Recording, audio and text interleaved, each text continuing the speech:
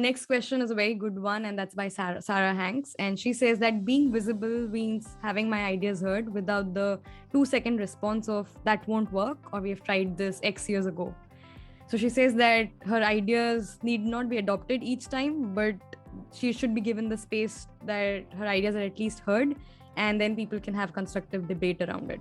So what advice would you have for people, and especially women, who encounter these situations? Yeah, that's an excellent question. I think a lot of women face that. But my take on this is communication is inherently hard. We all have very different backgrounds. We all have very different ways of communication, where certain cultures it's okay to be direct, certain cultures it's not okay to be direct. Like communication is hard. I don't think we all give credit to communication as much, both oral and written communication. It is very right. subjective. So I would say, there's two angles to it, right? One is just being heard, right? And secondly, what are we doing with the piece of information we just heard, right? So the first one, I would say, if you're cut off, when you are presenting an idea, give them the benefit of doubt and let's just pause them. Don't let the room move on before you close on why, you were cut off, right?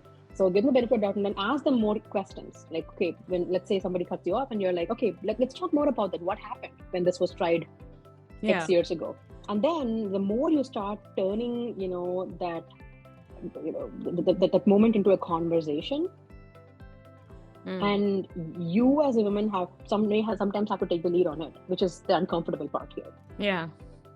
Right? Because the more you start probing and asking questions, then one of two things will happen. One, you will realize that actually, yeah, this thing was done, and you learn a whole bunch of new things. Or the other person will realize that what you're saying is actually different than what they assumed it to be. Right? But the root of both of this is you turning that moment from, you being cut out to a conversation. Yeah.